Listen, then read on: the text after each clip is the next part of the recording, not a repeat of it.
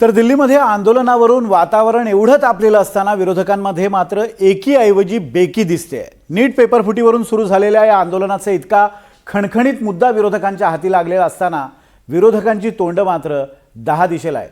आंदोलन इतकं तापलेलं असताना विरोधकांचं नेमकं काय बिनसलंय आपण पाहूयात।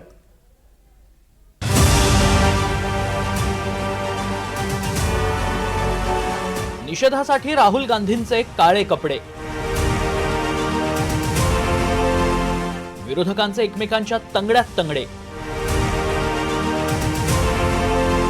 एकजूट हरवली, दिल्लीभर विरोधकांचे नुसतेच राडे।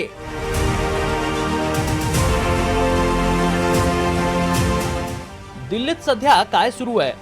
दिल्लीत विद्यार्थ्यांचं आंदोलन सुरू आहे। नीट परीक्षेच्या घोळावरून विद्यार्थी आक्रमक झाले, त्यासाठी सोनम वांगचुक उपोषणाला बसले।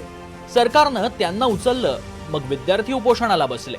हा संघर्ष वाढत होता, मात्र त्यात राजकीय नेते या आंदोलनात शिरले आणि हे सगळं आंदोलन राजकीय झालं। मग सुरू झाली सरकार विरुद्ध विरोधक अशी लढाई। सरकार विरोधात विरोधक आंदोलनाची ठिणगी पेटणार, तेवढ्यात विरोधकांमधलाच विसंवाद, विरोधकांमधलेच वाद समोर आले। खरं तर आंदोलनासाठी नीटचा मुद्दा होता मजबूत, पण दिसेना विरोधकांची एकजूट। असं झालं कसं ते पहा। विद्यार्थ्यांच्या आंदोलनाचा केंद्रबिंदू होता जंतर मंतर।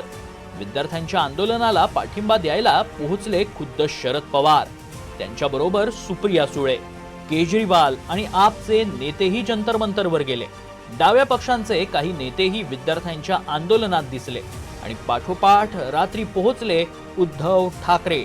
उद्धव ठाकरे विद्यार्थ्यांच्या आंदोलनाच्या मंचावर गेले आणि दुसऱ्या दिवशी सरकारवर जोरदार हल्लाबोल केला। प्रजातंत्र का इलेक्शन नहीं, ये तो अब बहुत सारे लोग कहने लगे कि इनसे तो अंग्रेज अच्छे थे, ऐसी बात क्यों करने लगे लोग? तो इसका मतलब ये है कि आज जो भी सत्ता में है शायद उनके दिमाग में हवा चली गई है और वो हवा निकालने के लिए जनता को वक्त नहीं लगता है। अरे सिर्फ उनको ही नहीं, कल मैंने देखा कि बहुत सारे लड़कियां मतलब बच्ची है 9-10 साल की है, कुछ महिलाएं हैं, जिस तरीके से उनके साथ बर्ताव किया गया, ये हिंदू संस्कृति का मैं नहीं मानता कि ये हिंदू संस्कृति में इसको मान्यता है कि महिलाओं के साथ ऐसा व्यवहार करे। तो फिर रावण और आप में फर्क क्या है? में इसको ठीक करने की जिम्मेदारी सरकार की थी।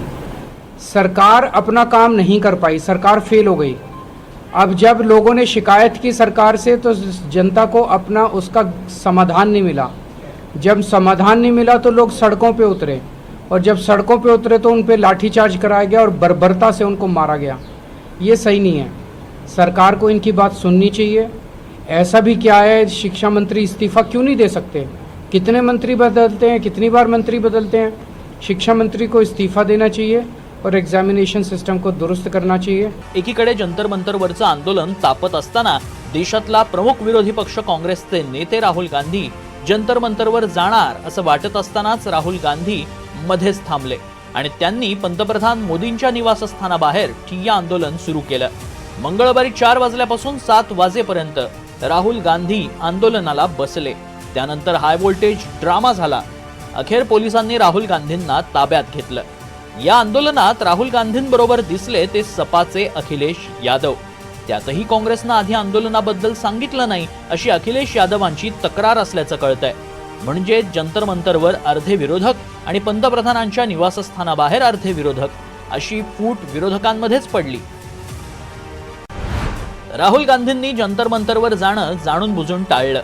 सीजेपीच्या आंदोलनातील हवा काढण्यासाठी राहुल गांधींना आंदोलनात उतरवलं गेलंय असा आरोप आपच्या संजय सिंहांनी केला। उद्धव ठाकरे दिल्लीत गेले, मात्र राहुल गांधींना भेटले नाहीत। उद्धव ठाकरेंनी राहुल गांधींची फक्त फोनवरून चर्चा केली। उलट काँग्रेसला विरोध करणाऱ्या केजरीवालांच्या शेजारी उद्धव ठाकरे बसले। दोघांनी एकत्र पत्रकार परिषदही घेतली। राहुल गांधींच्या आंदोलनात ठाकरेंचे खासदार दिसले नाही। इंडिया आघाडीच्या संसदीय पक्षाच्या बैठकीत ठाकरेंचे खासदार गैरहजर होते। इंडिया आघाडीचा आक्रमक चेहरा ममता बॅनर्जी पक्षातल्या अंतर्गत कलहांमुळे एवढ्या व्यथित आहेत की तृणमूल दिल्लीतल्या आंदोलनात उतरलंच नाही। काँग्रेसनं दिलेल्या धोक्यातून डीएमके अजून सावरलेलं नाही, त्यामुळे डीएमकेनेही या आंदोलनात कुठलीच भूमिका घेतली नाही। इंडिया आघाडीतल्या या एकमेकांच्या तंगड्यात तंगड्या कमी की काय म्हणून ठाकरे गटातही वेगळीच धुसफूस पाहायला मिळाली. देश बदलायचा असेल तर स्वतःची नैतिकता बदला, अन्यथा आंदोलनाला पाठिंबा दिखाऊ देशभक्ती ठरेल, असं स्टेटस ठाकरेंचे आमदार भास्कर जाधव यांनी ठेवलं. आता भास्कर जाधवांना नेमकी कुणाला नैतिकता शिकवायची आहे असाच प्रश्न या निमित्तानं उपस्थित झाला. एवढा सगळा गोंधळ कमी की काय म्हणून शरद पवारांनी अचानक मोदींची भेट घेतली. आंदोलनावरून विरोधकांमध्ये प्रचंड मोठं कन्फ्युजन दिसतंय.